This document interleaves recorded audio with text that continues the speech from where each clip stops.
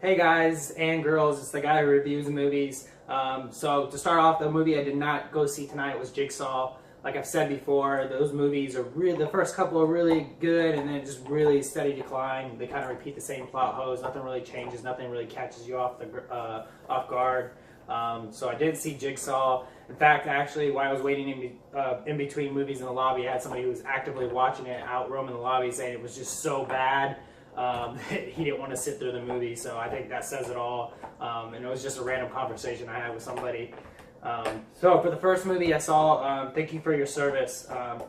You'll see at the bottom of my video I have a phone number down there that says suicide prevention hotline.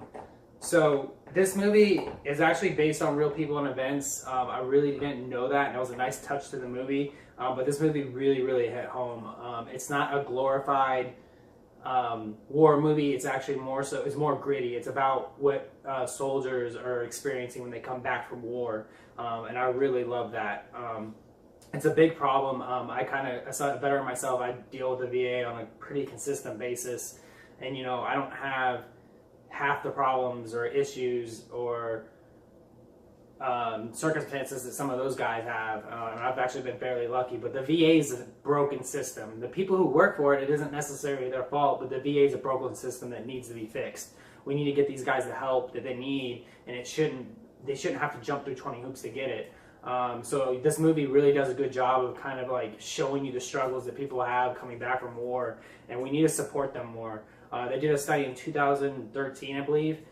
22 veterans a day. That's almost 1 hour were committing suicide. That is just unacceptable. It's just unacceptable. We need to get our veterans the support they need, because they're over there protecting our freedom, our right to speech, our right to protest. You see all these freedoms are in effect right now with all the social issues we have going on. Without those freedoms, we wouldn't be able to do any of that stuff. So we really need to protect our veterans. Even if you don't agree with the war, they're still out there, sacrificing their lives and, sacrificing their ability to get home to their families and stuff like that. So we need to do more for our veterans.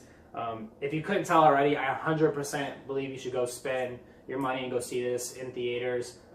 It's not going to be a big box office success. These type of movies never are, but they should. We should definitely go out there and watch this movie, kind of understand more.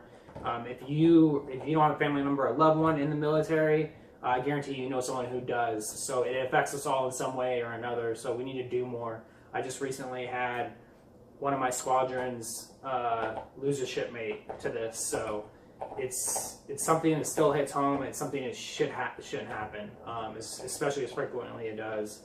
But I'll get off my soapbox. And then the second movie I saw, Suburbicon, 100%. I don't know, I'm kind of iffy on this. I think you should wait until Netflix to see this. There's a lot of social commentary on it. I enjoyed the time setting, and the characters are really interesting. But to me, it was very slow, and then it kind of picked up and raced to the end. Very interesting. Overall, like I said, I'd wait for Netflix on this one. I don't think it's necessarily worth a trip to the theaters to go see it. But I would definitely watch it on Netflix, because I found the time setting and the characters very interesting. I loved it. Again, I'm down in the description box to kind of hit on again. Not only is the phone number at the bottom of my video, but I'm going to put it in my description box. There's also a number you can actually text too, if you feel uncomfortable reaching out or talking to somebody over the phone. I know in today's society we do a lot more texting, and we're down in our phones a lot more. But I'll hit on that. So like I said, thank you for your service. Definitely go to theaters and see that.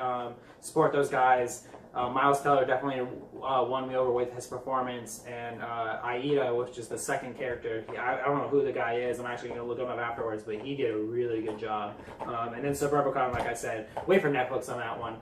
Thanks for tuning in, guys. I'll see you next week, and on Trailer Tuesdays, I'll let you know what I'm going to review then. See you next week, guys.